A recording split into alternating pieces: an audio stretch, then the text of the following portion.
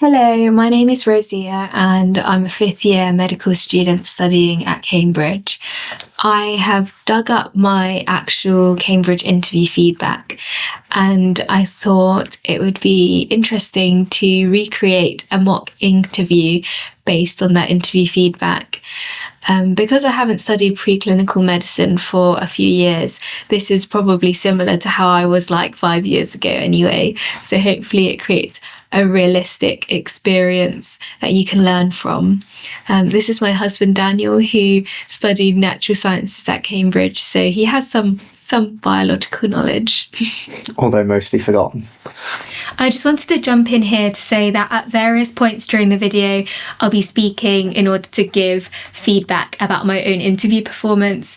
This isn't a perfect interview by any means, but hopefully by doing this, it will be more helpful for you guys as you prepare. Well, let's dive right in then. So I've got your personal statement here and I see that you mentioned SSRIs. Can you explain to me what you understand by an SSRI, how it works, what its use would be? So SSRIs are selective serotonin reuptake inhibitors, and they essentially prevent the reuptake of serotonin so that there's more serotonin in the brain, in the nervous system, since the conditions that it treats, such as depression, some symptoms are alleviated, although I'm not too sure about the mechanism of how it causes the prevention of reuptake. Okay, so we know it's a drug used, or a class of drugs used in treatment of depression. Can you suggest some considerations that a doctor might need to take when thinking about prescribing these drugs?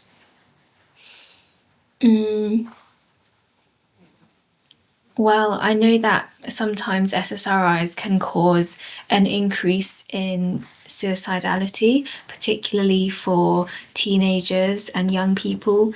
And so I think when you prescribe SSRIs to someone, especially if they're under 25, you need to make sure you organise a follow-up appointment with them to check how they're getting along, because it takes a while for the SSRIs to actually take an effect. And also when you're stopping the SSRIs, you need to make sure that you taper the dose so that they aren't just stopped suddenly. So this was actually the first question I got asked in my actual Cambridge Medicine interview. One thing that I should have done better in that clip there was I should have researched what SSRIs actually do and known about neurotransmitters and how it's important that they're actually broken down. I shouldn't have been like, oh, so it's a selective serotonin reuptake inhibitor. Instead, I should have known what they actually do and given a reason as to why I'm so interested in them.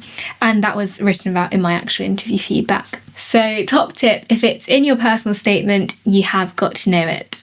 Can you talk me through the stages in which a hormone goes through the body, how hormones might be produced, how they might be circulated, what might happen to them at the end of their action? So I know there are several endocrine organs in the body. There's pituitary gland, there's the thyroid gland, there's the adrenal glands, and they all create different hormones. And there's the pituitary adrenal axes, where there's like synthesis of hormones and they affect the synthesis of other hormones. And so it's like a cycle that self-regulates. And when there is too much of a hormone such as thyroxine, it disinhibits the production of thyroxine stimulating hormone. So it's a self-regulating cycle.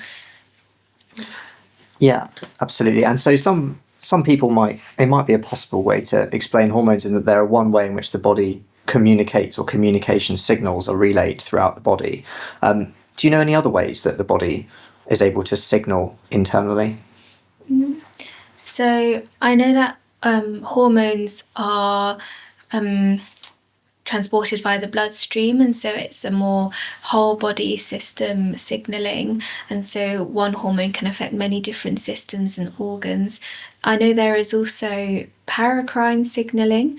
I guess hormones are endocrine signaling.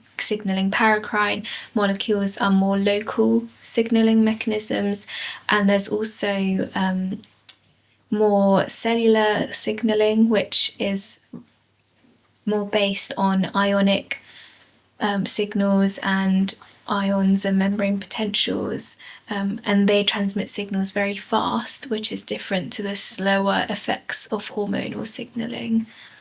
Yeah, absolutely. So you're hinting at nervous transmission as well. So sometimes we need signaling to be fast. If you're performing an action, you need a particular part of the body, a localized response, rather than a general slow change that might be more likely the response of hormones on the whole. Could you explain to me what's going on in terms of transmission in the body when you, for instance, are to reach out and lift up a cup of coffee?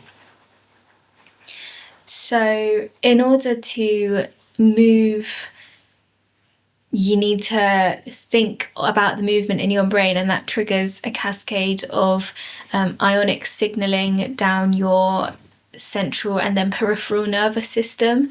So I know that the brain, the thought and the action is initiated by the brain, and that transmission goes through the central nervous system, through your spinal cord, and through different nerve cells and synapses.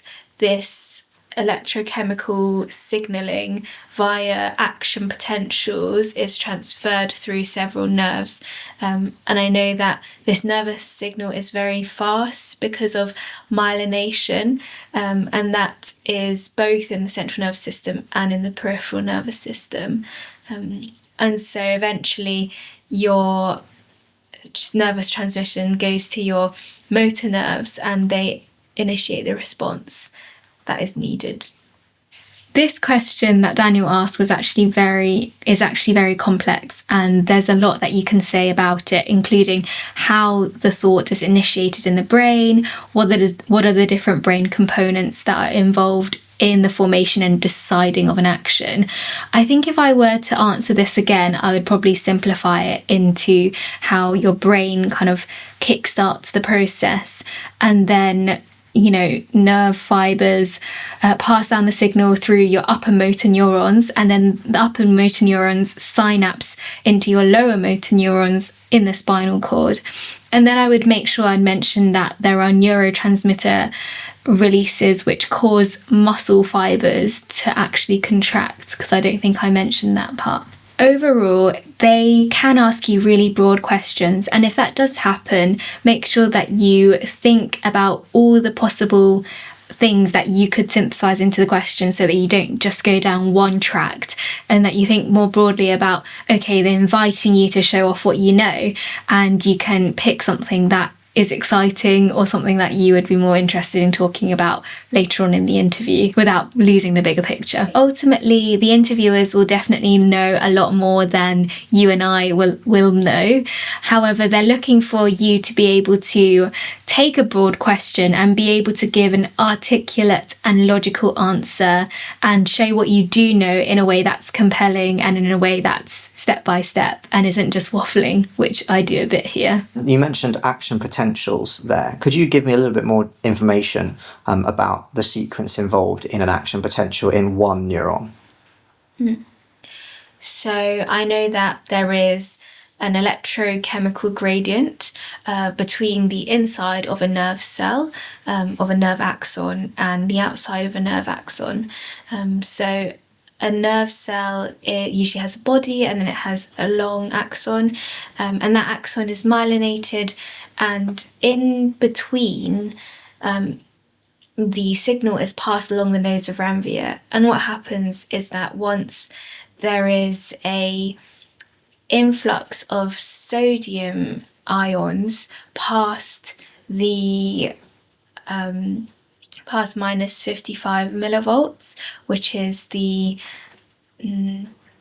once it goes past the threshold, it usually sits at a resting membrane potential of minus 70 millivolts, where the inside of the nerve cell is more negatively charged than the outside of the nerve cell.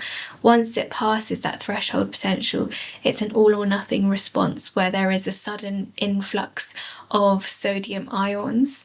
Or the potassium channels, which are in the nose of Ranvier, also open. However, the efflux of potassium ions is slower than the influx of sodium ions.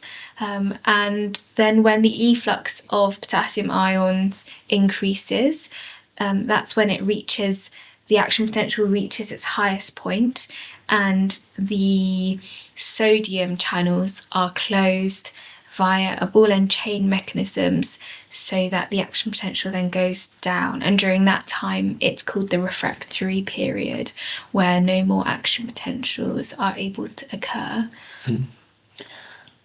That's great. And you've mentioned this word as well a few times, myelination. Could you explain to me what you understand by that?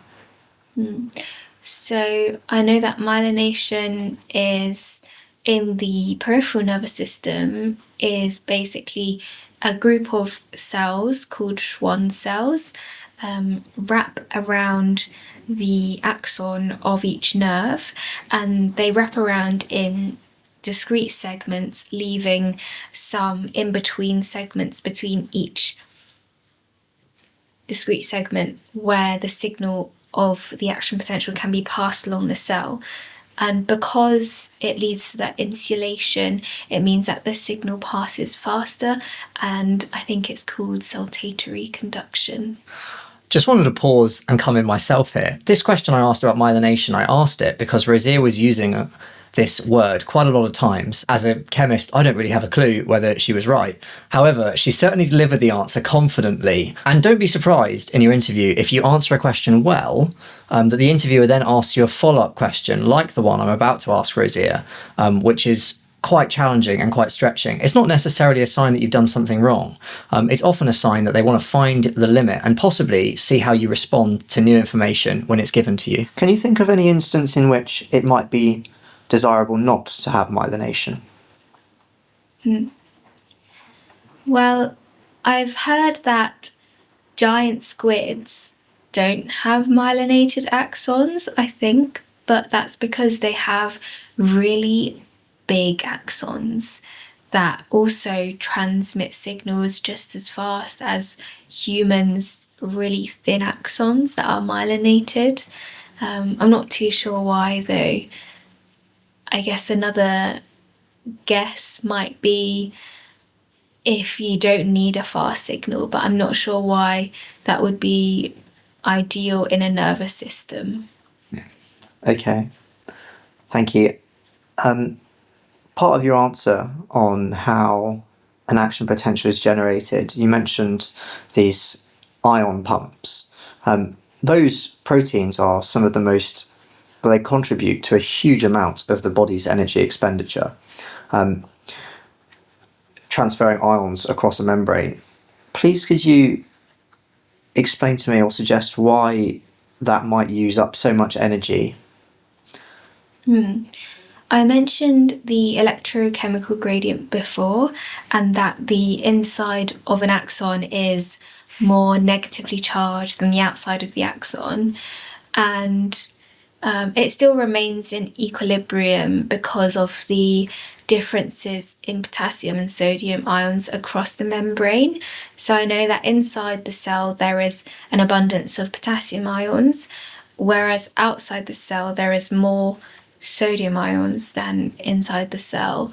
And so, sorry, what was your question again? Why does it use so much energy to move these ions around? Okay, so because of this, in order to, sometimes there is slight action potentials, that imbalances of the membrane potential that happens, and in order to return the membrane to its resting state of minus 70 millivolts, there needs to be a movement of potassium ions back into the cell against its electrochemical gradient, and a movement of sodium ions outside the cell against its own electrochemical gradient. And so in order for that to happen, there needs to be energy expended.